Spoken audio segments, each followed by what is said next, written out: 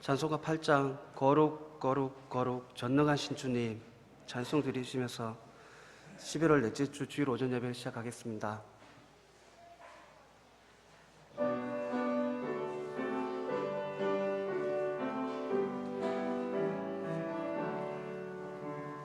거룩 거룩 거룩 전능하신 주님, 이른 아침 우리 주를 찬송합니다.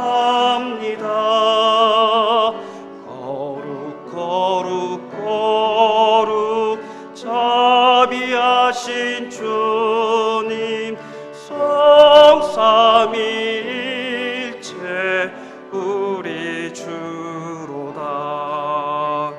거룩 거룩 거룩 주의 보좌 앞에 모든 성도 면류관을 벗어드리네. 천군 천사 모두 주께 굴복하니 영원히 위에 계신 주로다. 거룩 거룩 거룩 주의 빛난 영광, 모든 죄인 눈 어두워 볼 수 없도다. 거룩하신 이가 주님밖에 없네. 온전히 전능하신 주로다. 거룩 거룩 거룩 전능하신 주님, 모든 만물 모두 주를 찬송합니다. 거룩 거룩 거룩 전능하신 주님, 성삼위일체 우리 주로다. 아멘. 찬송가 411장 내 맘속에 찬송 드리실 때 다들 일어나셔서 찬송 드리시겠습니다.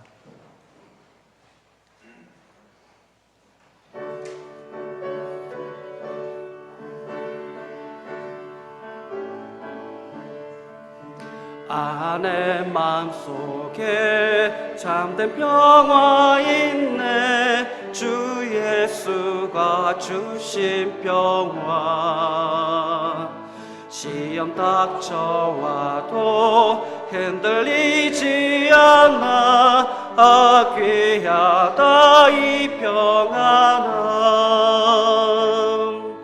주가 항상 계셔 내 맘속에.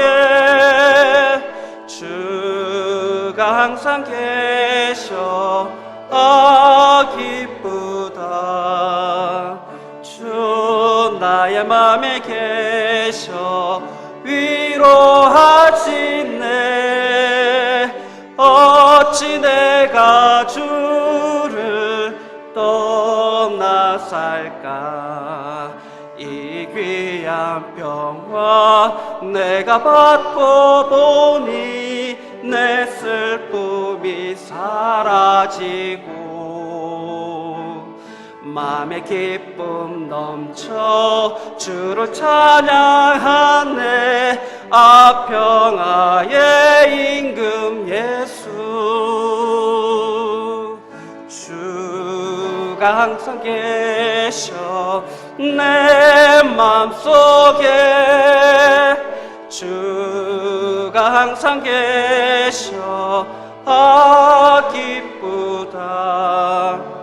주 나의 맘에 계셔 위로하시네. 어찌 내가 주를 떠나 살까. 주 날개 아래 내가 사는 동안 이 보배를 빛내리라. 기쁜 그날이 와 주를 만나 뵐 때 그 평화 영원하리. 아멘. 주가 항상 계셔 내 맘속에, 주가 항상 계셔 기쁘다. 주 나의 맘에 계셔 위로하시네. 어찌 내가 주를 떠나 살까. 아멘. 다들 자리에 앉으시겠습니다. 신장호 집사님 기도 드려주시겠습니다.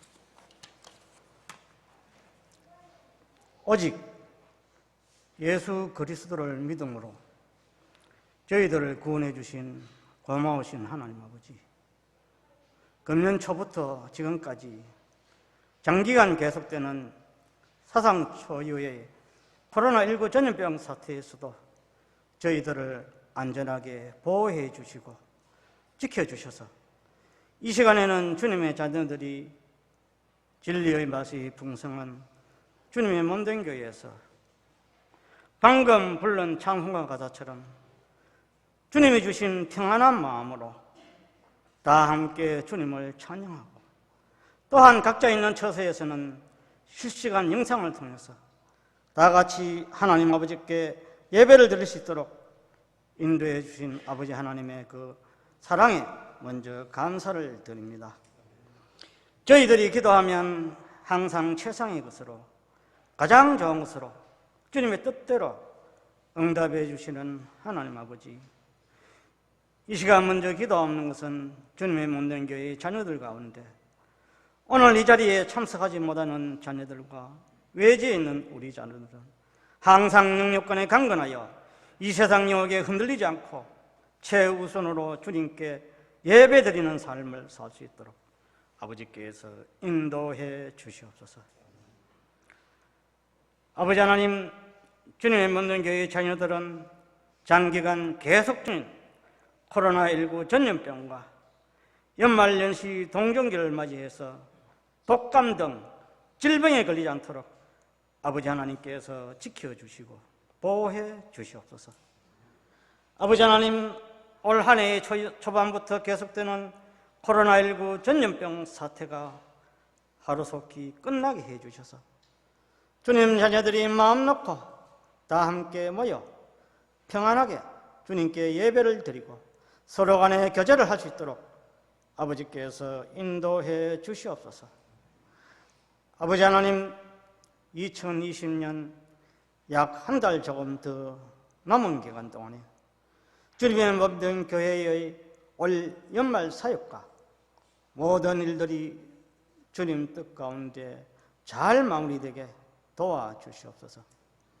아버지 하나님, 내년도 사역 계획도 성도님들 모두의 관심과 기도로 미리 준비를 잘 하고 많은 헌신자가 나와서 2021년 내년 한 해 동안 각자 맡은 주님의 일을 잘 감당함으로써 주님께 귀하게 쓰임받는 주님 자녀들이 다 될 수 있도록 아버지께서 인도해 주시옵소서. 아버지 하나님, 이 시간에도 말씀을 전하시는 우리 담임 목사님에게 영육간에 항상 강건케 해주시고 성령 충만케 해주셔서 담대히 주님의 말씀을 언제 어디서나 잘 전가할 수 있도록 아버지께서 인도해 주시옵소서. 아버지 하나님, 저희들은 목사님을 통하여 선포하시는 주님의 말씀을 마음판에 깊이 새겨 예배를 마치고 돌아가서는 한 주간 동안 살아갈 때에 예수 그리스도를 증거하는 삶, 기쁨과 감사가 충만한 삶, 계속해서 찬송 소리가 울려 퍼지는 삶, 승리하는 삶을 살 수 있도록 아버지께서 인도해 주시옵소서. 아버지 하나님, 이 시간 이후의 모든 순서를 온전히 주님이 주관해 주시고 주님 홀로 영광받아 주시옵소서. 이 모든 말씀 예수님의 이름으로 기도했습니다. 아멘.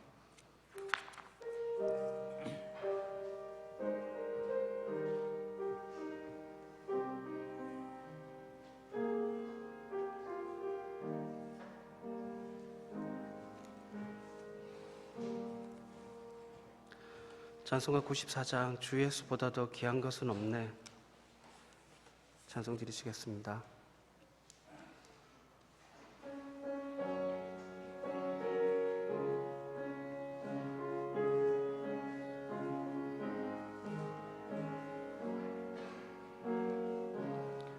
주 예수보다 더 귀한 것은 없네. 이 세상 부귀와 바꿀 수 없네. 영죽을 내 대신 돌아가신 그 놀라운 사랑 잊지 못해. 세상 즐거움 다 버리고 세상 자랑 다 버렸네.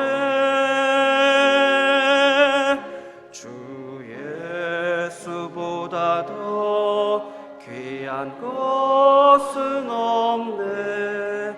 예수 밖에는 없네. 주 예수보다 더 귀한 것은 없네. 이 세상 명예와 바꿀 수 없네. 이전에 즐기던 세상 일도 주 사랑하는 마음 뺏지 못해. 세상 즐거움 다 버리고 세상 자랑 다 버렸네. 주 예수보다 더 귀한 것은 없네.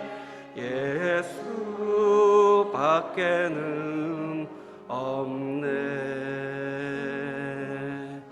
주 예수보다 더 귀한 것은 없네. 이 세상 행복과 바꿀 수 없네. 유혹과 핍박이 몰려와도 주 섬기는 내 마음 변치 않아. 세상 즐거움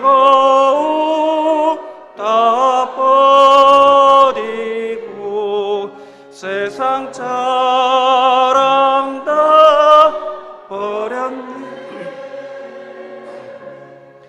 주 예수보다 더 귀한 것은 없네.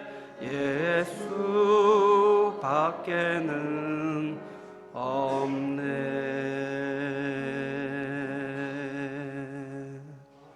아멘.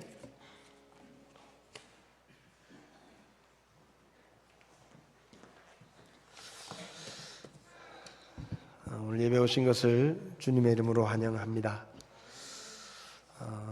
원래 오늘은 예년에는 눈이 오는 날인데 오늘은 가을비가 내리는 것 같습니다. 원래 소설이면 눈이 오는 날인데 올해는 좀 모든 게 다 특별한 것 같습니다. 코로나도 그렇고 기후도 이제 좀 많이 추워질 때가 됐는데 날씨도 지난 주간에는 뭐 봄 날씨처럼 그렇게 따뜻하기도 하고, 제주도는 뭐 낮 기온이 27도까지 올라갔다고 하니까 거의 뭐 초여름 날씨에 가까운데, 하여튼 전 세계적으로 여러 가지 기상이변과 또 전염병 때문에 많이 어려움이 있지만은 그 가운데서도 하나님께서 우리를 도우시고 또 우리를 지켜주시는 것을 감사를 드립니다. 다들 우리 교회 식구들은 가족들이나 이런 분들이 건강하셔서 감사합니다. 건강을 잘 챙기시고, 아직도 수도권 지역에는 또 코로나 환자들이 많이 나와서 상황이 좀 심각해지고 있는데, 이 나라에 더 큰 피해가 없도록 우리가 또 기도해야 될 것 같습니다. 서로 인사하실 때 서로를 위해 기도합시다, 이렇게 인사하시기 바랍니다. 서로를 위해 기도합시다.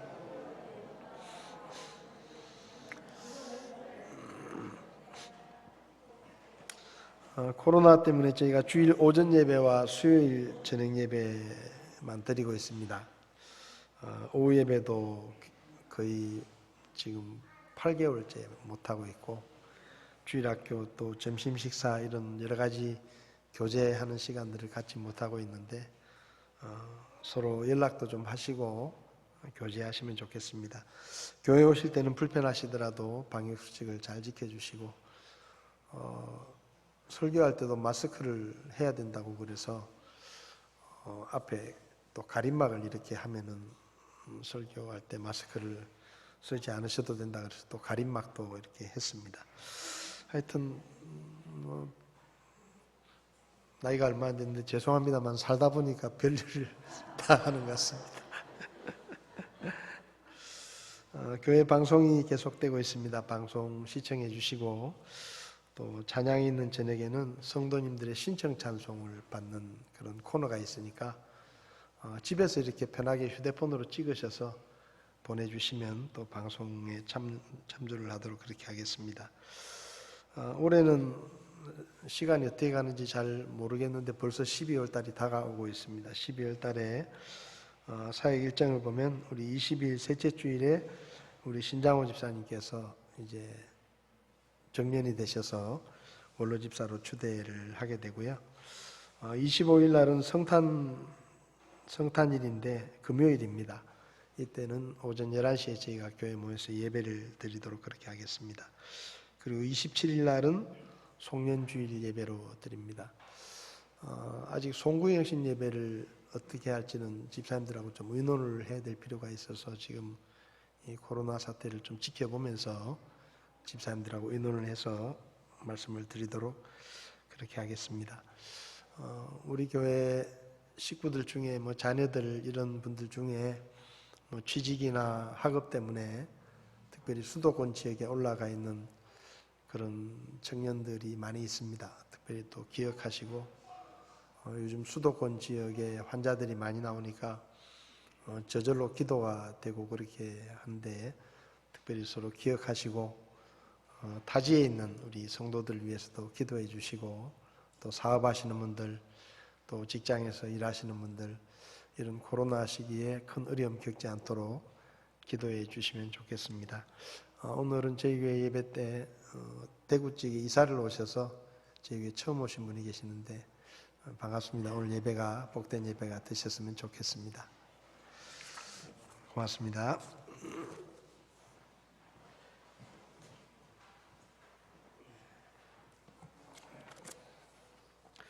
침례교 찬송가 460장 하늘의 영광 내 마음에 넘치네 찬송 드리시겠습니다.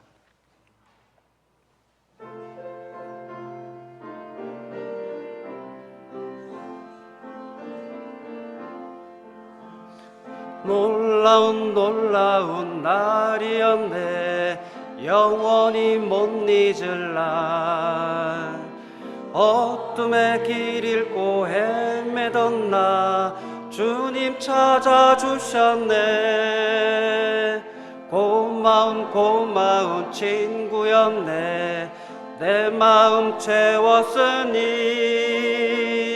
괴로움 거치고 기쁨이 넘치네 주 나를 건지셨네 하늘의 영광 내 맘 넘치네.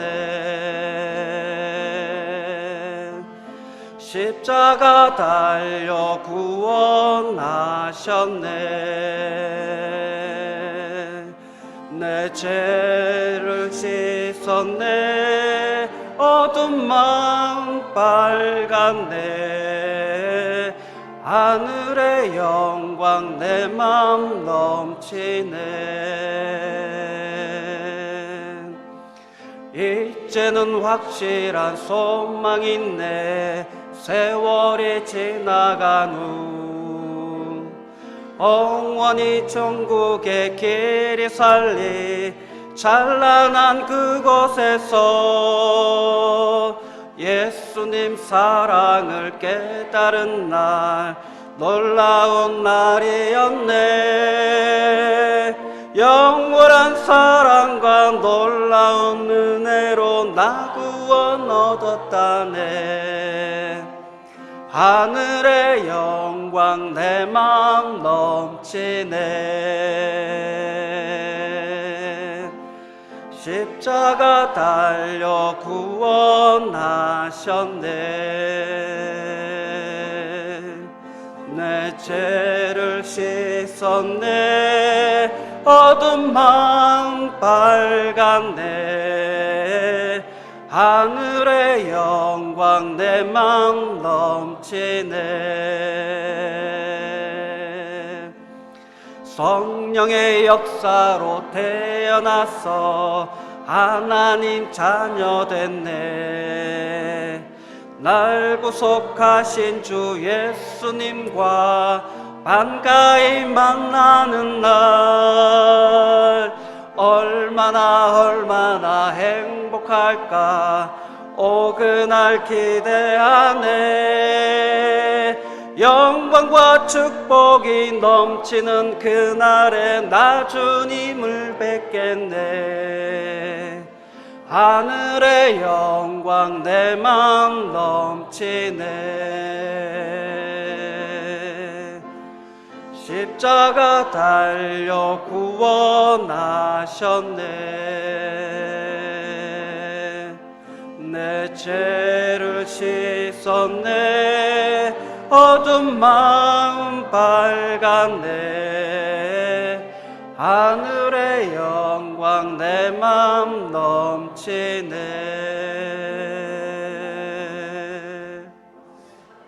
아멘.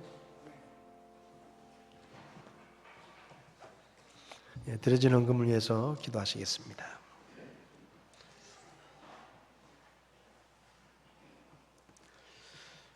우리를 죄와 영원한 멸망에서 구원하시려고 하늘의 모든 영광을 다 버리시고 이 낮은 땅에 죄인의 몸을 입고 오셔서 우리 죄를 대신하여 채찍에 맞으시고 십자가에 못 박혀 죽으심으로 우리의 모든 죄값을 대신 치르시고 우리에게 구원의 길을 열어주신 그 예수님의 사랑과 하나님의 은혜에 감사를 드립니다.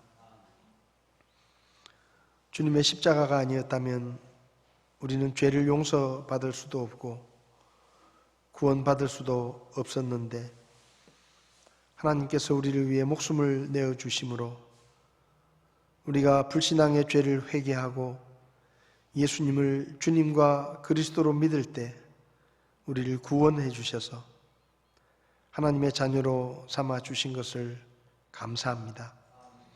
세상이 혼란스럽고 여러 가지로 힘들고 어려운 일이 많지만 그 가운데서도 우리를 지키시고 우리를 도우시며 어려움 가운데서 우리를 건져주시고 오늘까지 믿음 안에서 살 수 있도록 우리를 붙잡아 주신 하나님의 은혜를 감사합니다.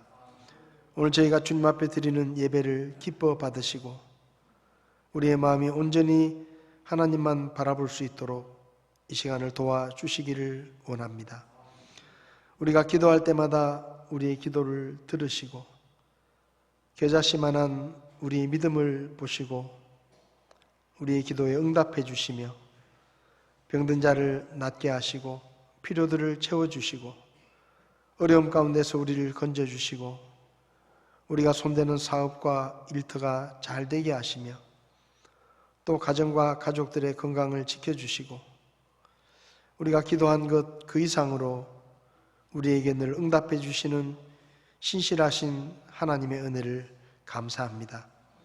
이 시간 여러 가지 기도 제목으로 하나님 앞에 기도하는 성도들의 기도를 들으시고 주께서 선하게 응답해 주시며 기도 응답을 받을 때마다 우리가 믿고 섬기는 하나님이 죽은 우상이 아니라 살아계시고 우리의 기도를 들으시고 응답해 주시는 전능하신 하나님이심을 더욱더 우리 마음에 새길 수 있도록 도와주시기를 원합니다.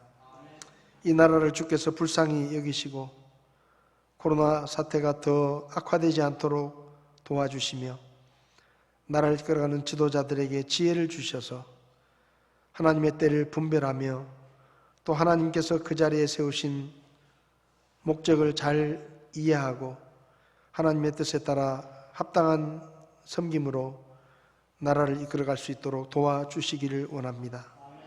특별히 의료 현장에서 환자들을 치료하며 고생하는 의료진들을 기억하시고 저들의 건강을 지켜주시며 이 일로 인해 온 나라와 국민들이 더 어려움을 겪지 않도록 주께서 은혜를 베풀어 주시기를 기도합니다.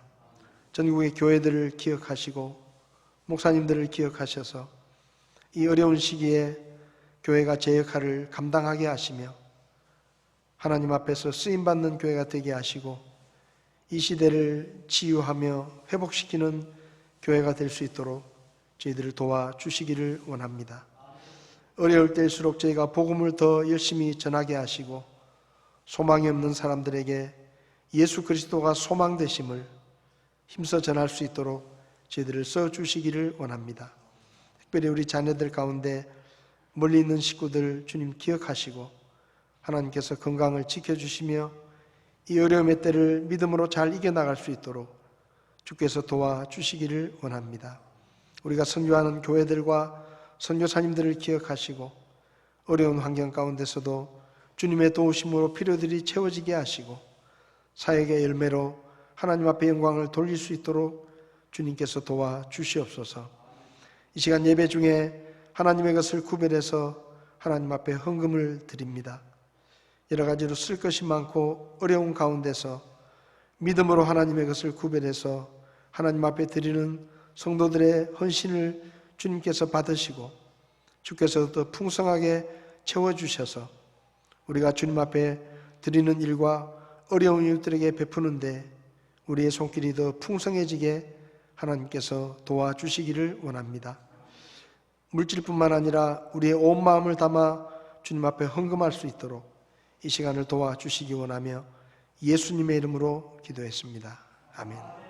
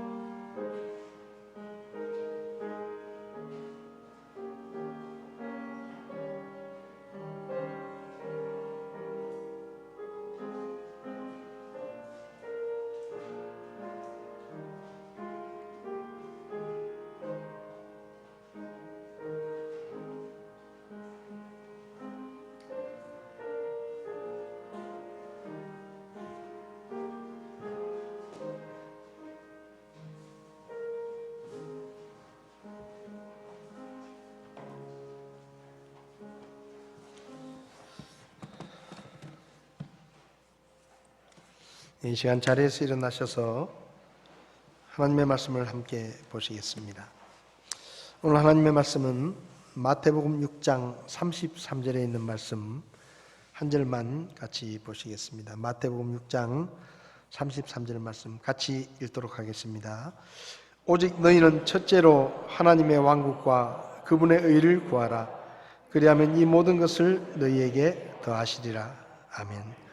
서신 채로 잠깐 기도하겠습니다. 지금도 살아 계셔서 우리를 보시고 우리에게 말씀하시며 우리가 그 말씀을 따라 순종하는 삶을 살기를 기뻐하시는 하나님 아버지, 오늘도 하나님께서 우리에게 친히 말씀해 주셔서 우리가 주의 말씀을 통해 교훈을 깨닫게 하시고 이 말씀에 순종하는 삶으로 하나님 앞에 영광을 돌릴 수 있도록 저희들을 도와주시기를 원합니다. 부족한 종을 세우셨지만 사람의 부족함은 감추시고 오직 주의 성령께서 주의 말씀만 선포할 수 있도록 종을 써 주시옵소서. 우리 가운데 혹시 구원받지 못한 분 있으면 오늘 말씀을 통해 예수 그리스도를 믿고 구원받게 하시며 혹시 믿음 안에서 연약해진 그런 분이 있다면 이 말씀을 통해 새 힘을 얻게 하시고 믿음 안에서 굳게 설 수 있도록 주께서 도와주시옵소서. 부족한 종을 주님께 맡기며 예수님의 이름으로 기도했습니다. 아멘. 자리에 앉으시겠습니다. 지난 주일에는 추수감사 주일 예배를 드리면서 데살로니가전서 5장 18절 말씀을 함께 나눴습니다. 어떻게 주중에 암송을 좀 하셨나요? 매주 한 구절씩 저희가 암송을 하고 있는데 데살로니가전서 5장 18절 지난 주일 말씀인데 한번 같이 읽어보도록 하겠습니다. 모든 일에서 감사하라. 이것이 그리스도 예수님 안에서 너희에 대한 하나님의 뜻이니라. 성경을 읽다 보면 사실은 왜 이런 말씀이 성경에 있나? 우리가 정말로 이 말씀대로 살 수 있을까? 그렇게 생각되는 말씀들이 많이 있죠. 사실 지난 주간에 살펴본 모든 일에서 감사하라는 말씀도 살다 보면 힘든 일도 있고 어려운 일도 있는데 어떻게 사람이 항상 감사하면서 살 수 있느냐? 그렇게 우리 마음속에 이 말씀은 순종하기가 참 어려운 말씀이다. 그런 생각이 들 때가 있습니다. 근데 지난 주일날 우리가 이지선 자매 영상을 저희들이 보았잖아요. 2000년에 음주운전사가 낸 사고 때문에 온몸에 화상을 입고 손가락 마디마다 뼈가 녹아가지고 모든 손가락에 2마디씩 다 잘라내고 왼손가락 하나만 한 마디를 잘라냈는데 그 수술실 앞에서 더 자르지 않아서 감사하잖아요.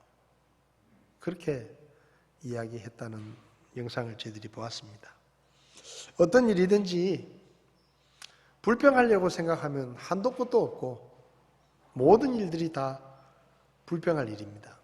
그런데 모든 일을 감사의 이유를 찾다 보면 모든 일이 감사의 일이 된다라는 말씀을 지난 시간에 말씀을 드리면서 이 데살로니가전서 5장 18절 말씀도 우리가 순종하려는 마음만 있으면 순종할 수 있는 그런 말씀이다 라는 말씀을 드렸습니다.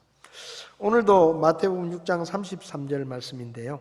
오직 너희는 첫째로 하나님의 왕국과 그분의 의를 구하라. 그리하면 이 모든 것을 너희에게 더하시리라. 제일 먼저 하나님을 위해서 살라. 하나님이 영광을 받으시는 일을 제일 먼저 선택해라. 그러면 하나님께서 이 모든 것을 너희에게 더하실 것이다. 사실 이 말씀도 얼핏 생각하면 순종하기가 굉장히 어렵게 생각되는 말씀입니다. 먹고 사는 게 더 중요하지 먹고 사는 것보다 더 중요한 게 뭐 있냐 이런 생각이 들 수도 있고요. 요즘 같은 시대에 하나님의 말씀대로 살겠다고 그렇게 살면 먹고 살기가 힘듭니다. 그렇게 이야기할 수도 있습니다. 손해보는 일도 많고 불이익도 당하고 어떻게 우리가 하나님의 말씀대로 살겠느냐 그렇게 질문을 할 수도 있습니다. 오늘 본문의 말씀에서 우리가 몇 가지 생각해 볼 수 있는 것은요. 첫 번째는 예수님께서는 우리 구원받은 성도들이 먼저 하나님의 왕국과 그분의 의를 구하는 삶을 살기를 원하신다는 것이죠. 예수님께서 제자들에게 가장 먼저 하나님의 왕국과 그분의 의를 구하라 이렇게 말씀하셨습니다. 그런데 이 말씀은 이렇게 따로 동떨어져 있는 말씀이 아니고 앞에 말씀하신 31절과 32절에 연결되는 말씀인데요. 마태복음 6장 31절부터 보면 그러므로 염려하여 이르기를 우리가 무엇을 먹을까? 혹은 우리가 무엇을 마실까? 혹은 우리가 무엇을 입을까? 하지 말라. 이 모든 것은 이방인들이 구하나니 너희 하늘 아버지께서는 이 모든 것이 너희에게 필요한 줄을 아시느니라. 그렇게 말씀하셨습니다. 예수님께서는 믿지 않는 사람들, 성경에는 이방인이라고 되어 있는데요.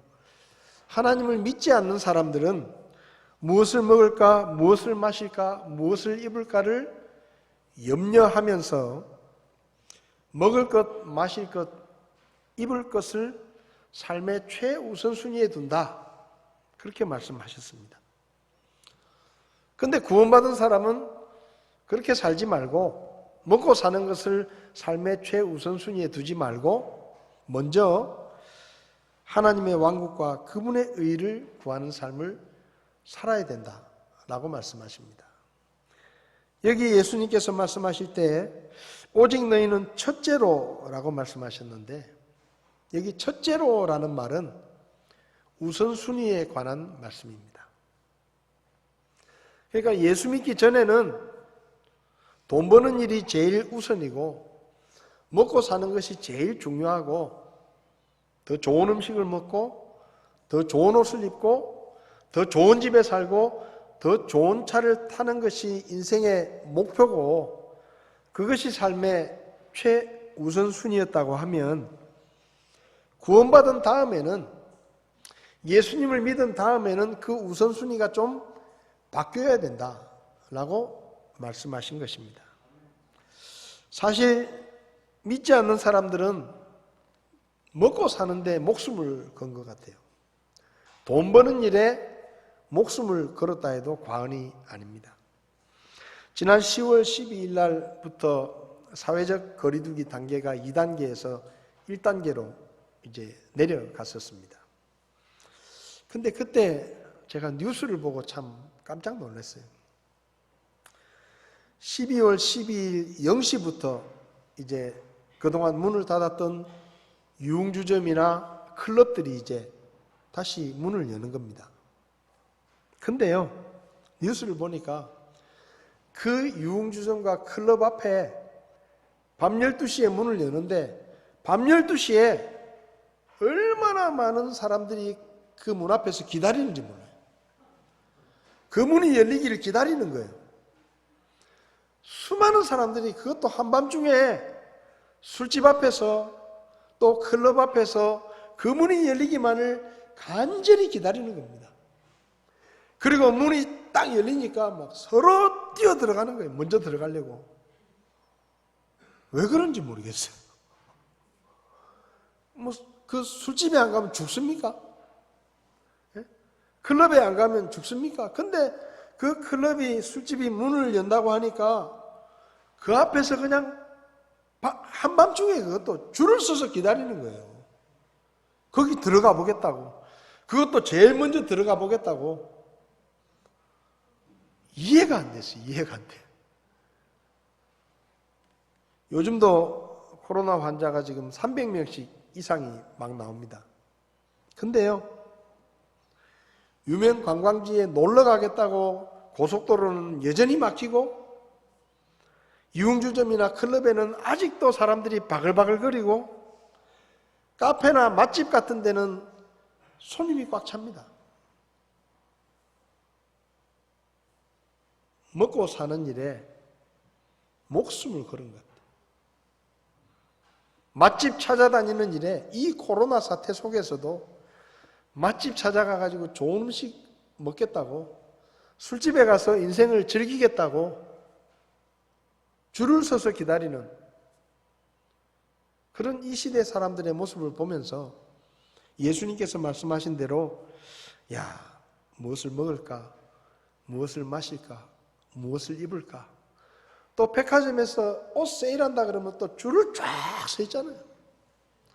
그러니까 진짜 말 그대로 이 시대 사람들의 관심사가 뭘 먹을까? 뭘 마실까? 뭘 입을까? 이런 일에 그냥 목숨을 걸었다는 생각이 들었습니다. 또 요즘 유행하는 말 중에 영끌이라는 말이 있는데, 영끌 들어보셨죠? 영끌. 영혼까지 끌어모은다. 영혼까지 끌어모은다. 새로운 말들이 생기는데요. 이 영끌이 뭔가 하면 영혼을 끌어모으듯이 받을 수 있을 만큼 대출을 받고 친구들에게 돈을 빌릴 수 있을 만큼 빌려가지고 그 돈을 가지고 집을 사거나 부동산에 투자를 하거나 주식에 투자하는 일을 영끌이라고 말합니다. 돈을 벌고 집을 사는 일에 영혼까지 건다는 그런 뜻의 말이 생길 정도로 지금 이 시대는 돈 버는 일에 혈안이 돼 있고, 어찌됐든 이 세상에서 더 잘 먹고 잘 살기 위해서 정말로 사람들이 애를 씁니다. 믿지 않는 사람들은 그렇게 삽니다. 현실적인 문제, 육신적인 문제에 땅에 속한 것들을 최우선순위에 두고 그걸 얻기 위해서 자기의 영혼까지도 걸 만큼 열심히 삽니다. 왜 그렇게 사느냐?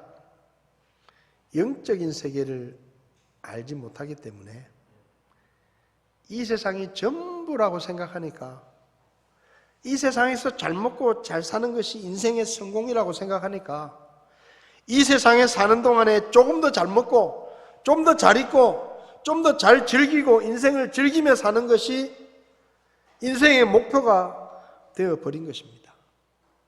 그런데 예수님께서 말씀하십니다. 이방인들은 그렇게 살더라도 구원받은 그리스도인들은 그렇게 살면 안 된다. 다르게 살아야 된다라고 말씀하시는 것이죠. 우선순위가 달라져야 된다는 것입니다. 구원받기 전에는, 예수님을 믿기 전에는 돈 버는 것이 인생의 목표고, 직장을 선택할 때도 어디가 더 돈을 많이 주느냐, 이것이 선택의 기준이고, 돈을 벌기 위해서 남들 쉬는 날에도 가게를 열고 장사를 하고 그렇게 살았지만, 예수 믿고 구원받은 다음에는 인생의 목표가 좀 달라져야 된다는 것입니다. 우선순위가 좀 달라져야 된다는 거예요. 예수 믿기 전에 더 많은 돈을 벌기 위해서 주일에도 가게 문을 열고 장사를 했다고 하면, 예수 믿고 난 다음에는 주일날 하나님께 예배를 드리는 것이 우선순위가 돼서 하나님 앞에 예배를 드리는 일에 시간을 쓰는 것이 그리스도인다운 삶이다 라고 주님께서 말씀하시는 겁니다. 직업이나 직장을 선택할 때도 예수 믿기 전에는 그저 월급을 더 많이 주는 것, 좀 더 일하기 쉽고 몸이 편한 곳, 이런 곳을 선택했다고 하면 예수 믿고 난 다음에는 하나님을 섬기는 일에 방해가 되지 않고 월급이 좀 적더라도 주일날 예배를 드릴 수 있고 하나님을 섬길 수 있는 이런 직장을 선택해야 된다는 거예요. 우선순위가 바뀌어야 된다는 것입니다. 첫째로 하나님의 왕국과 그분의 의를 구하는 삶을 살아야 된다. 예수 믿는다고 하면서 여전히 믿지 않을 때처럼 돈 버는 일에 혈안이 되어 있고 그게 인생의 목표가 되고, 그렇게 살면 어떻게 하나님의 자녀답게 살 수 있겠느냐라고 말씀하시는 겁니다. 첫째로 하나님의 왕국을 구하라고 말씀하십니다. 여기 구하라는 단어는 여러 가지 뜻으로 해석할 수 있는 단어인데요. 구하라라는 말보다는 찾으라라는 말이 더 정확한 번역이라고 생각이 됩니다. 너희는 첫째로 하나님의 왕국과 그분의 의를 찾으라. 어떤 일에서 제일 먼저 하나님의 왕국을 찾고 그리고 그분의 의를 찾는 삶을 살라라는 말씀이죠. 그러면 하나님의 왕국을 찾으라는 말은 무슨 뜻이냐? 여기서 말하는 하나님의 왕국은 우리가 죽어서 가는 천국 같은 장소를 의미하는 것이 아닙니다. 여기서 하나님의 왕국은 하나님이 주인이 되셔서 그분이 다스리시는 상태를 의미합니다. 이 말씀은 24절의 말씀과 관련이 되어 있는데 24절을 보면 이렇게 예수님께서 말씀하십니다. 아무도 두 주인을 섬길 수 없나니 이는 그가 한 주인을 미워하고 다른 주인을 사랑하거나 혹은 한 주인을 떠받들고 다른 주인을 업신여길 것이기 때문이라. 너희가 하나님과 만몬을 겸하여 섬길 수 없느니라. 예수님께서는 이 세상에는 여러 종류의 사람들이 사는 것처럼 보이지만 사실 이 세상에는 두 종류의 사람들이 있다. 첫째는 돈을 주인으로 섬기고 돈이 시키는 대로 사는 사람이 있고, 두 번째는 하나님을 주인으로 섬기고 하나님이 원하시는 삶을 사는 이 두 종류의 사람들이 세상에 있다라고 말씀하십니다. 재미있는 것은 예수님께서 사람은 절대로 하나님과 돈, 이 두 주인을 동시에 섬길 수가 없다라고 말씀하셨다는 것입니다. 그러니까 사람은 선택을 하는 거예요. 돈을 주인으로 섬기든지 아니면 하나님을 주인으로 섬기든지 둘 중에 하나를 선택해야 되지, 이 둘을 동시에 섬길 수 있는 사람은 한 사람도 없다는 겁니다. 예수님을 믿지 않을 때는 주로 돈을 주인으로 섬기고 돈을 위해서 살아갑니다. 그런데 예수 믿고 구원받은 다음에는 하나님을 주인으로 섬기고 하나님이 원하시는 삶을 살게 되는 것입니다. 예수님을 믿는다라는 말을 요즘 오해하는 사람들이 참 많습니다. 예수님을 믿는다라는 말은 두 가지 의미가 있습니다. 하나는 예수님을 우리를 죄와 영원한 멸망에서 구원해 주시는 구원자로 믿는다, 그런 뜻이 있어요. 그런데 그 뜻만 있는 게 아니에요.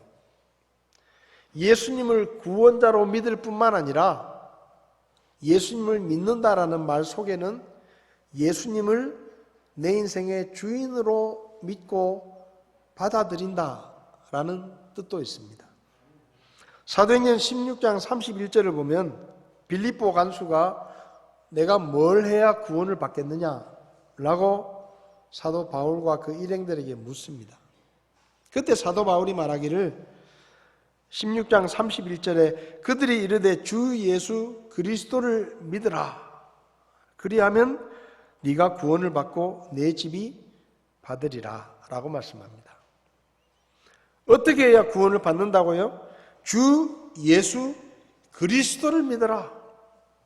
이 말은 예수를 주님으로 믿고 그리스도로 믿어라.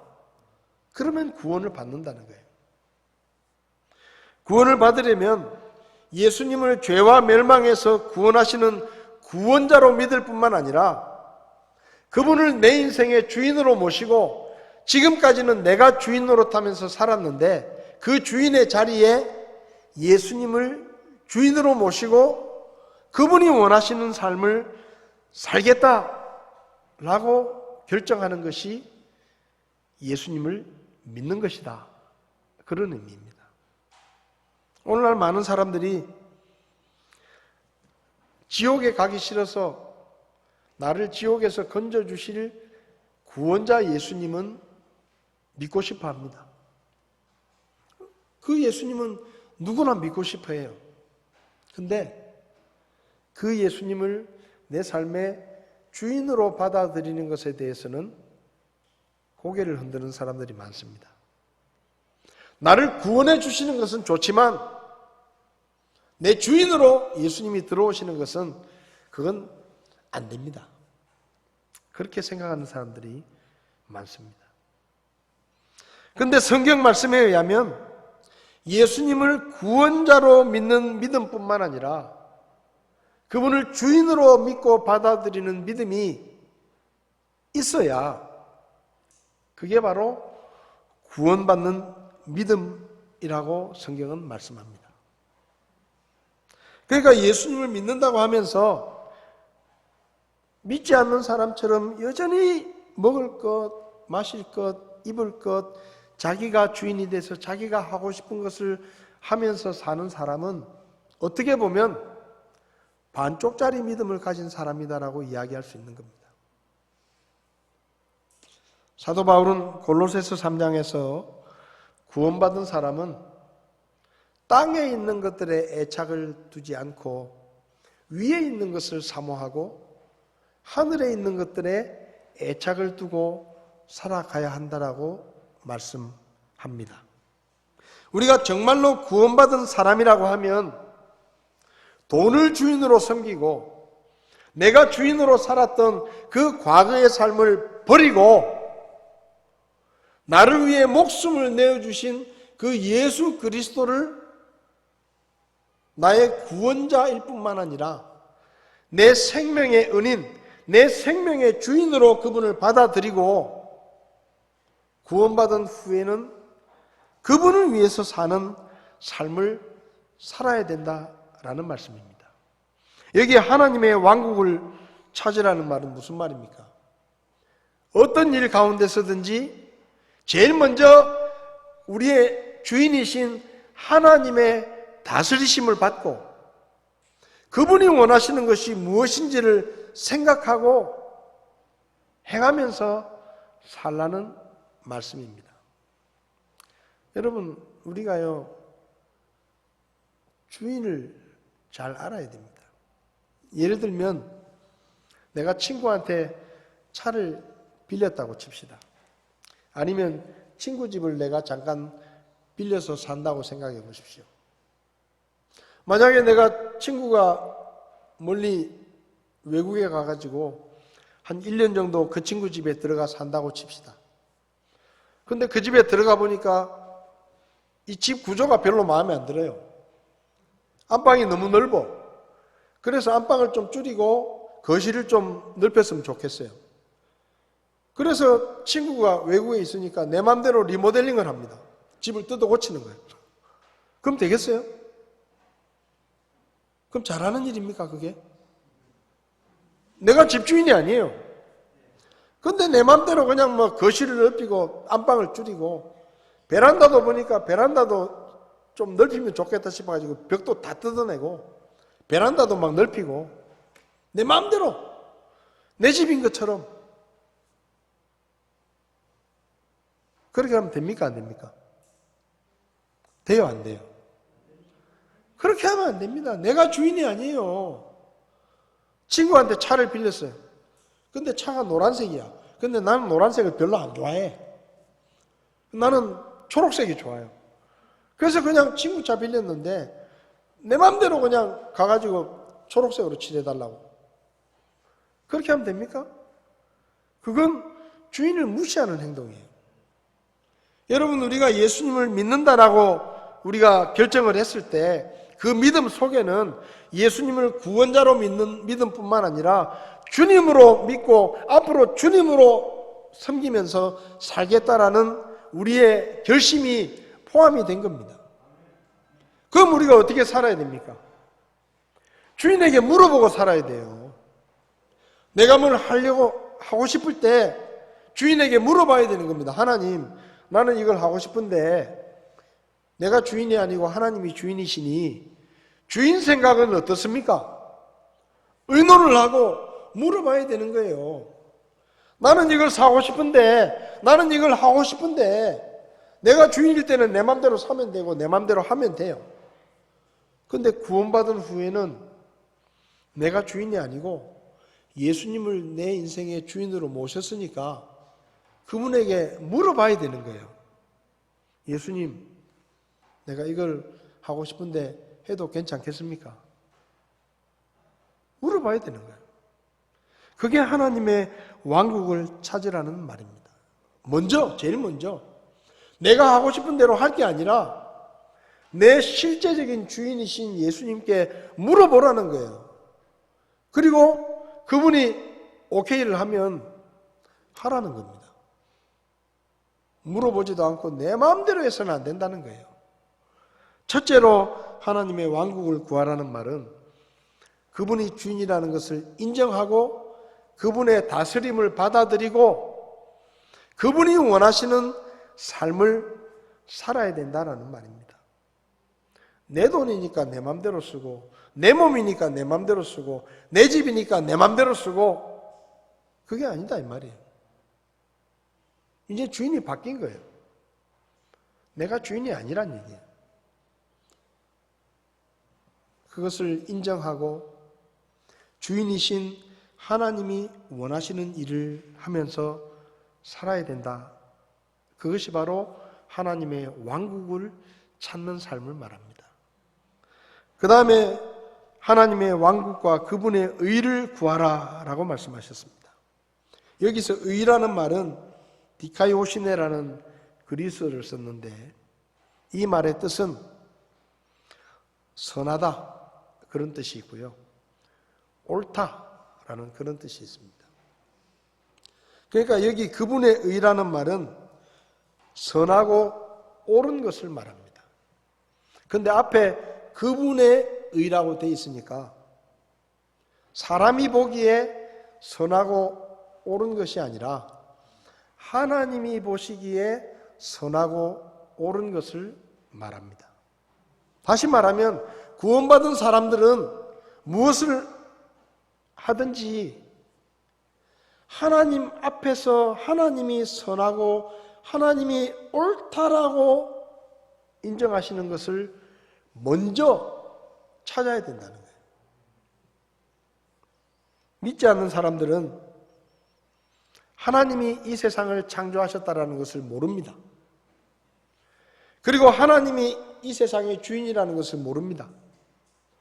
그리고 사람이 어떻게 살았는지에 대해서 제일 최종적으로 하나님이 심판하신다는 것을 몰라요. 그래서 어떻게 사느냐? 그냥 자기 생각에 선하다고 생각하는 것, 자기 생각에 옳다고 생각하는 일을 합니다. 요즘 유행하는 젊은 가수들의 노랫말을 들으면 참 재밌습니다. 남 눈치 보지 마. 네가 하고 싶은 대로 해. 네 생각이 제일 중요해. 부모님 말 듣지 마. 하고 싶은 대로 하고 살아도 괜찮아. 이 노래 가사예요, 다. 욜로 한 번뿐인 인생인데 즐겨. 야, 참지 마. 뭘 생각해? 행동하면 돼. 나만 아니면 돼. 이 노래 가사거든요. 이런 노래를 듣고 있는 거예요, 우리 젊은이들이.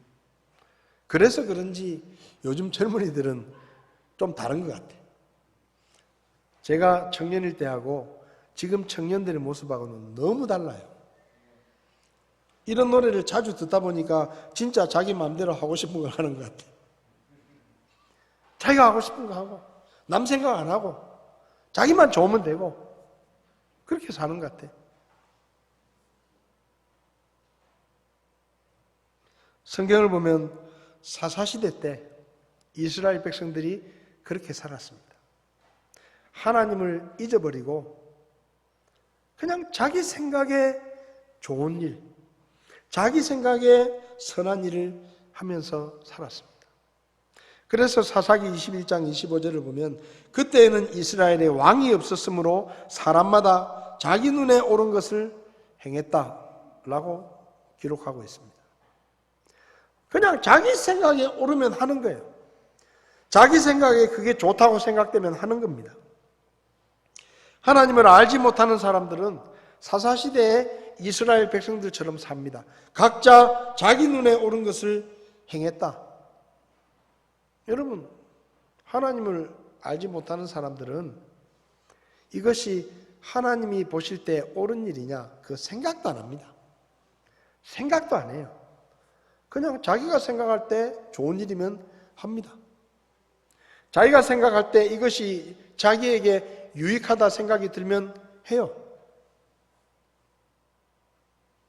모든 것의 판단의 기준이 자기예요. 내가 옳다고 하면 하는 겁니다. 이게 하나님이 보실 때 옳은 일일까? 생각하지 않습니다. 그냥 내가 좋으면 하고 내가 싫으면 안 하고. 옛날에는 부모님이 나이가 드시면 누가 부모님을 부양해야 됩니까? 그런 설문조사를 하면 제 세대만 해도 80% 이상이 자식들이 모셔야 된다라고 대답을 했습니다. 근데 요즘은 어떻게 대답하는지 아세요? 요즘은 부모님이 나이가 드시면 누가 부모님을 부양해야 되느냐? 국가, 이렇게. 나라가 부양해야 돼요, 나라가 우리 부모님 먹여 살려야지. 내가 왜 하느냐는 거예요, 내가. 그렇게 대답하는 사람들이 70%가 넘습니다. 그럼 성경은 뭐라고 말하느냐? 성경을 알면요, 세상 말로 빼도 박도 못합니다. 성경은 뭐라고 말하느냐? 내 아버지와 어머니를 공경하라. 이것이 옳으니라. 내 부모가 늙었다고 버리지 마라. 하나님의 말씀은 그렇게 이야기해요. 여러분, 그러면 우리가 어떻게 살아야 됩니까? 여기 숫자는 많이 안 되지만 우리 젊은 친구들, 그런 설문조사를 하면 설문조사 답을 잘해야 돼. 여러분들도, 예수 믿는 젊은이들도 우리 부모님이 나이 드시면 국가가 먹여 살려야 된다고 대답하면 안 돼요. 그렇게 쓰면 안 돼요. 왜? 그게 하나님 앞에 옳은 일이 아니에요. 하나님 앞에 옳은 일은 뭐냐? 자식이 부모를 섬기고 부모를 돌보고 부모님을 챙기는 것이 하나님의 말씀에 옳은 것입니다. 여러분, 우리가 사람이 옳다고 생각하는 일을 하는 게 아니에요. 예수 믿고 구원받은 사람들은 하나님의 말씀에 옳다고 하는 일을 하는 겁니다.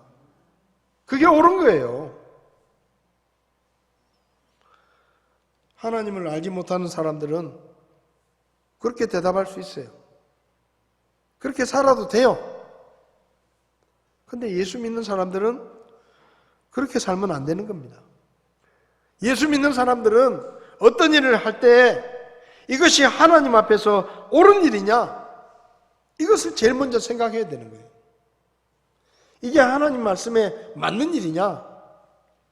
무엇을 말하든지 행동하든지 그걸 제일 먼저 생각해야 되는 거예요.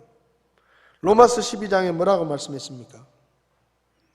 로마서 12장 2절에 너희는 이 세상에 동화되지 말고 오직 너희 생각을 새롭게 함으로 변화를 받아 하나님의 선하시고 받으실 만하며 완전하신 뜻이 무엇인지를 입증하도록 하라 그랬어요. 여기 입증이라는 말이 무슨 말이에요? 우리가 어떻게 살아야 되느냐? 구원받은 사람은 무엇이 하나님의 뜻인지를 살피고 그 하나님의 뜻을 삶으로 증명해 줘야 된다는 거예요. 여러분, 우리가 안 믿는 사람하고 똑같이 살면 사람들이 우리를 예수 믿는 사람이라고 말 안 합니다. 아, 저 사람은 좀 다르구나. 이런 얘기를 우리가 들어야 되는 거예요.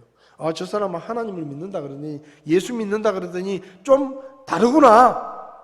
이런 평가를 우리가 받아야 됩니다. 그렇게 되려고 하면 우리가 하나님의 말씀에 따라 살아야 되는 거예요.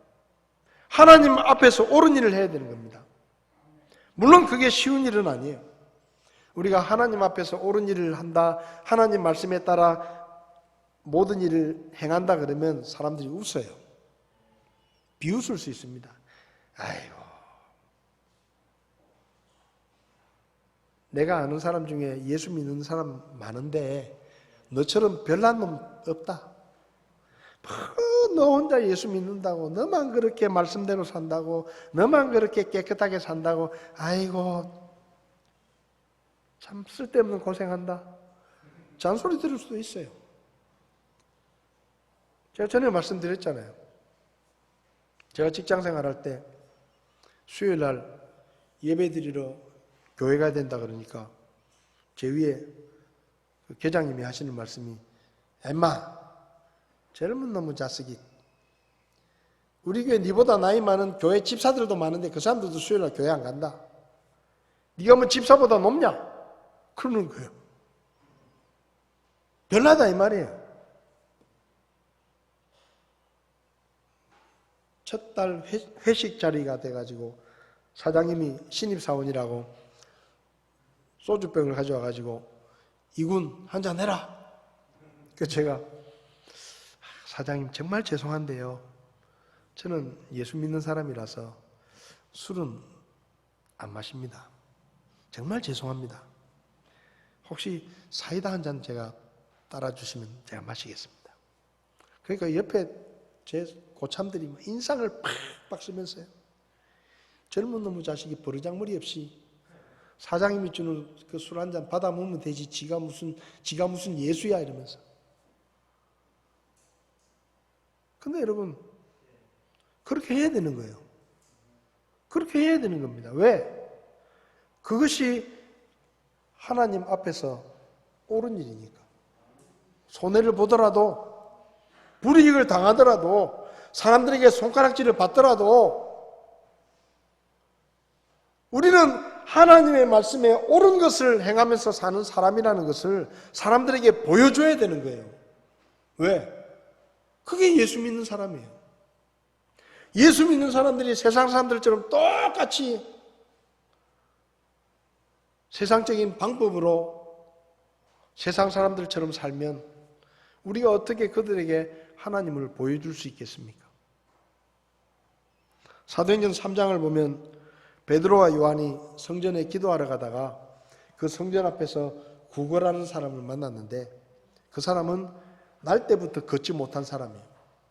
그래서 사람들이 아침에 거기 성전 앞에 데려다 놓으면 거기서 한 푼 줍쇼 구걸을 하는 거예요. 그래서 먹고 사는 거예요. 근데 베드로와 요한이 성전으로 가고 있는데 그 사람이 베드로와 요한에게 똑같이 하는 거예요. 한 푼 줍쇼. 그럼 베드로가 주머니를 뒤집으면 돈이 없어. 요한도 돈이 없어. 그냥 지나갈라니 그렇고. 그래서 이 베드로가 이 구걸하는 사람한테 이렇게 말합니다. 나한테 돈은 없는데 내가 있는 거 줄 테니까 좀 받을래? 그러니까 뭐 돈은 없는데 뭘 주겠다니까 뚫어지게 쳐다보는 거예요. 뭘 줄란가 싶어서. 옷이라도 벗어줄란가. 근데 베드로가 이렇게 말합니다. 은과 금은 내게 없는데 내게 있는 게 있는데 예수 그리스도의 이름으로 명하노니 일어나 걸어라. 이 구걸하던 사람이 생전 처음 듣는 말이에요. 보통 돈을 주고 가거나 돈 없으면 그냥 가는데 이 사람들은 갑자기 자기를 보고 우린 돈이 없는데 우리한테 있는 게 있다. 예수님의 이름이다. 그 예수의 이름으로 일어나 걸어라. 그렇게 말을 하는 거예요. 근데 왠지 보니까 믿음이 가. 그렇게 말을 하는데 믿음이 가는 거예요. 이 사람들이 장난치는 것 같지 않은 거예요.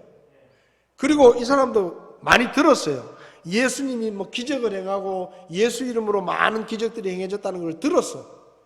그래서 베드로가 손을 딱 내미니까 이 사람이 그냥 엉겹결에 손을 잡고 이 사람 말을 믿으면 되겠다 싶어가지고 손을 잡고 일어나는 거예요. 근데 일어났어요. 기적이 일어났어요. 근데 이 사람이 그 성전 문 앞에서 오랫동안 거지 생활을 해가지고 이 동네 사람들이 모르는 사람이 없을 정도로 유명한 사람이야. 근데 이 사람이 어제까지만 해도 그 성전 문 앞에서 한 푼 줍쇼 했는데, 아니 그 사람이 멀쩡하게 걸어다니면서 뭐 찬양을 하고, 베드로가 날 고쳐줬다고, 하나님이 날 고쳐줬다고 막 그냥 소문을 내고 돌아다니는 거야. 그러니까 그 예루살렘 사람들이 깜짝 놀래가지고, 이야, 예수 믿으면 저렇게 되는갑다 싶어서 예수 믿는 사람들이 많아진 거예요. 그래서 제사장들하고 사두개인들하고 가만히 보니까 이거 그냥 내버려두면 안 되겠거든. 그래서 베드로와 요한을 잡아옵니다. 잡아와가지고 감옥에 가두었는데 마땅히 처벌할 죄목이 없는 거예요. 아니, 불쌍한 사람 도와줬는데 그거 어떻게 처벌해요, 그거를. 그래가지고 계속 감옥에 가둬둘 수 없으니까 풀어주려고 불러가지고 뭐라고 말했는가 하면, 야, 너희들 앞으로 어디 가가지고 예수 이름으로 말하지 마라. 어디 가서 예수님 이름 들먹거리면 우리가 가만 안 놔두겠다. 이번에는 봐주는데 한 번만 더 잡히면 너희들 끝장이다. 협박을 했어요, 협박을. 근데 그때 베드로와 요한이 뭐라고 말했는지 아세요? 아이고 감사합니다. 이렇게 봐주시니 고맙습니다. 큰일 날 뻔했네. 아이고 감옥에 계속 갇혀 있으면 고생스러운데 이렇게 은혜를 베푸시니 황공무지로소이다.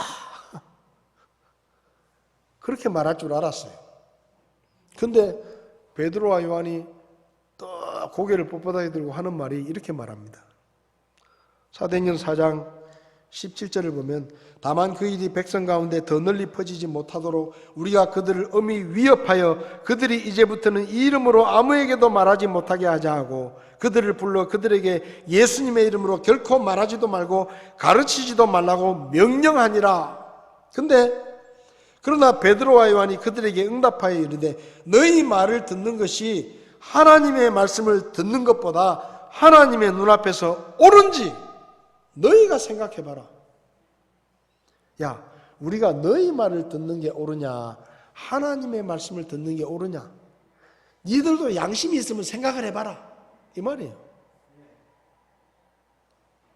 우리는 우리가 보고 들은 것을 말할 수밖에 없다. 너희가 하지 마라 그래도 우리가 예수님을 전하고 그분의 복음을 전하는 것은 하나님 앞에 옳은 일이기 때문에 너희들이 뭐라고 협박을 하고 뭐라고 위협을 하더라도 우리는 그 옳은 일을 할 수밖에 없다, 이렇게 말하는 거예요. 여러분, 이게 그리스도인의 삶이에요.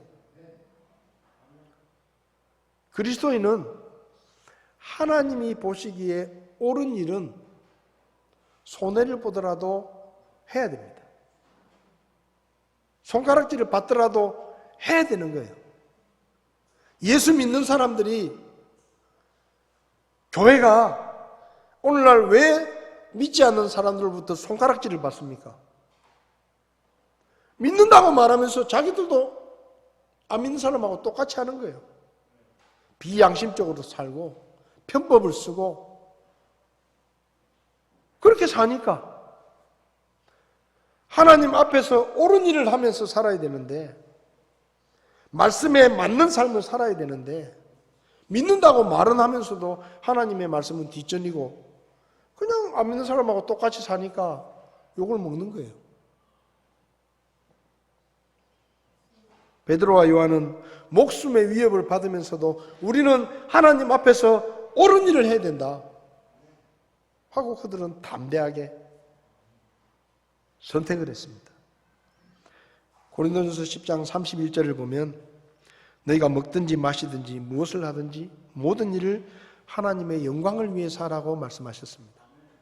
여러분, 우리는 무엇을 말하든지 무엇을 행하든지 제일 먼저 뭐예요? 하나님의 다스리심을 받고 주인이신 하나님이 원하시는 일을 해야 되고, 하나님 앞에서 옳은 일을 해야 돼요. 사람들이 인정하는 일이 아니라 하나님께서 인정하시는 일을 해야 되는 겁니다. 자, 근데 문제가 있어요. 여러분, 정말로 구원받은 사람이라면 다 그렇게 살고 싶어 합니다. 그렇잖아요? 아니, 목사님, 우리도 그렇게 살고 싶어요. 우리도 성경 말씀대로 살고 싶어요. 근데 잘 안 돼요. 그렇게 말해요. 그럼 왜 잘 안 되느냐? 다 그렇게 살고 싶다고 얘기하죠. 저도 제일 먼저 하나님의 왕국과 그분의 의를 구하는 삶을 살고 싶어요. 근데 목사님 그게 쉬운 줄 아세요? 그게 안 돼요, 잘. 그 왜 안 되느냐? 예수님께서 잘 안 되는 이유를 말씀하셨습니다. 그게 뭔가 하면요, 먹고 사는 것이 염려되기 때문이에요. 먹고 사는 걸 염려하기 때문에 그걸 못하는 거예요. 그래서 예수님께서 선수를 치셨어요. 여기 오직 너희는 첫째로 하나님의 왕국과 그분의 의를 구하라라는 말씀을 하기 전에 예수님께서 먼저 뭐라고 말씀하셨는가 하면, 야, 먹고 사는 거 걱정하지 마라 라고 말씀하십니다. 그럼 예수님께서 먹고 사는 거 걱정하지 말라고 이야기하실 수 있는 근거가 뭐냐? 도대체 뭘 믿고 예수님이 우리에게 먹고 사는 거 걱정하지 말라고 하시느냐? 32절입니다. 너희 하늘 아버지께서는 이 모든 것이 너희에게 필요한 줄 아시느니라. 누가 안다고요? 너희 아버지 하나님께서 먹을 것, 마실 것, 입을 게 너희에게 필요한 것을 아신다라고 말씀하셨습니다. 여러분, 어릴 때를 한번 생각해 보십시오. 여러분이 5살 때 생각해 보십시오. 그때 여러분 뭘 먹을까? 뭘 입을까?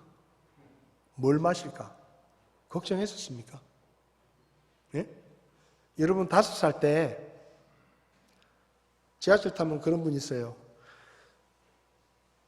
3살 때 저희 아버님이 돌아가시고 5살 때 저희 어머님이 돌아가시고 저는 형제도 없이 죽을 고생을 하면서 어릴 때부터 살았습니다. 이 벨트 하나 사주시면 제가 먹고 사는데 도움이 될 것 같습니다. 그런 분들은 걱정했을 거예요. 부모님이 일찍 돌아가셔가지고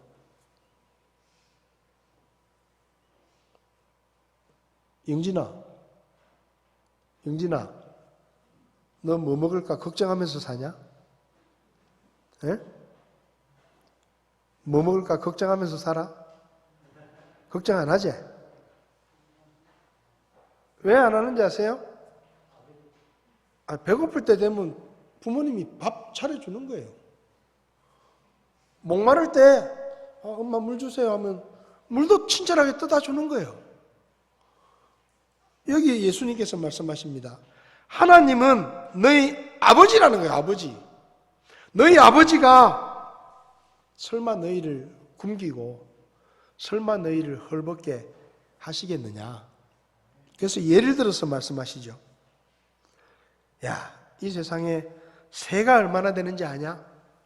제가 조사를 해보니까 1,500종류의 새가 있는데 전 세계 새가 몇 마리나 되느냐? 이 아무도 몰라. 그래서 뭐라고 써놨는가 하면 3천억에서 4천억 마리의 새가 있다 이렇게 써놨어요. 3천억 마리에서 4천억 마리의 새가 있다라고 조류학자들이 생각한다는 거예요.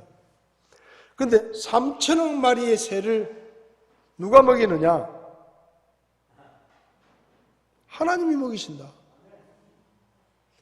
이 세상에 셀 수도 없이 많은 꽃과 나무들을 때를 따라 계절을 따라 옷을 갈아입히는 거 누가 하느냐? 하나님이 하신다. 하찮은 새들도 먹이시고 하찮은 꽃과 나무도 하나님이 입히시는데 하물며 하나님이 자녀인 너희들을 버리시겠느냐? 그러니까 하나님을 아버지로 두고 쓸데없는 걱정하지 마라 라고 말씀하고 나서 첫째로 하나님의 왕국과 그분의 의를 구하라고 말씀하십니다. 여러분, 우리가요, 세상 사람들의 눈에는 별거 아닌 것 같지만 우리 아버지가 하나님입니다. 우리 아버지가 하나님이에요. 여러분, 그 감동이 안 오세요? 내가 세상 사람들이 나를 볼 때는 별거 아닌 것처럼 보여도 명색이 내가 하나님 아들, 딸이에요. 내 아버지가 하나님이에요. 하나님이 아버지인데 뭐가 걱정이에요? 뭘 걱정합니까? 그러니 걱정하지 말고 하나님의 왕국과 그분의 의를 구하라고 예수님께서 말씀하십니다. 다 눈을 감으시겠습니다. 다 눈 감으세요.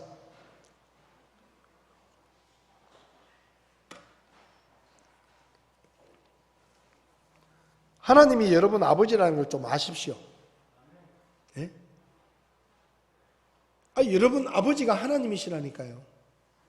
말씀 한마디로 천지를 창조하신 그분, 40년 동안 광야를 헤매는 200만이 넘는 이스라엘 백성들을 배불리 먹이셨던 그분, 홍해를 가르셨던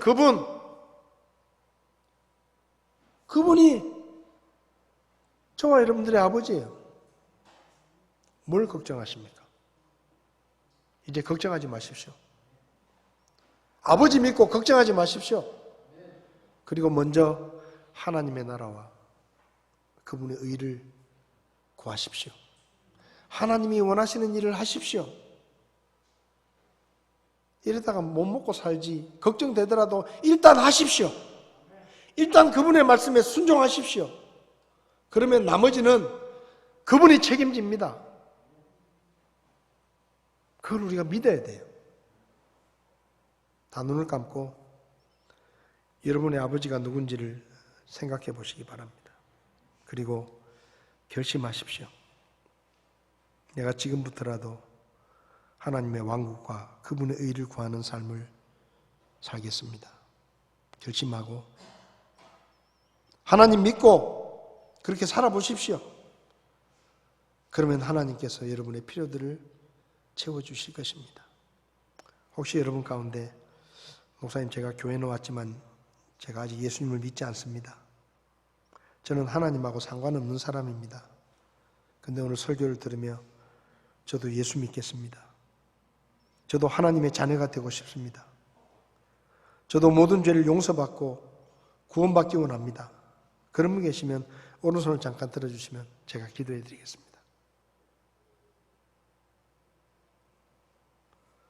성도 여러분, 오늘 한 가지만 기억하십시오. 하나님이 우리 아버지십니다. 하나님을 아버지라 두고서도 걱정하고 염려하며 산다면 그것은 불신앙입니다.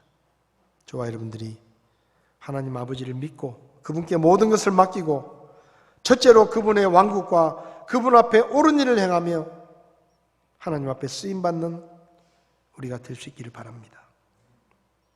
고마우신 주님, 오늘 말씀을 통해서 우리에게 하나님이 아버지가 되심을 다시 한번 깨닫게 해주셔서 감사합니다. 전능하신 하나님, 우주 만물의 주인이신 하나님이 내 아버지신데 우리가 그것을 잊어버리고 세상에 하찮은 것들을 염려하고 걱정하며 믿지 않는 사람들처럼 살지 않게 하시고 우리의 주인이신 하나님이 원하시는 일을 하며 하나님 앞에 옳은 일을 행하며 이 마지막 시대에 하나님 앞에 쓰임받는 삶을 살 수 있도록 저희들을 도와주시기를 원합니다. 그래서 이 모든 것을 채워주시는 하나님의 기적을 날마다 경험하게 하시고 믿음으로 간증할 수 있도록 저희들을 도와주시옵소서. 예수님의 이름으로 기도했습니다. 아멘. 예배를 마치겠습니다.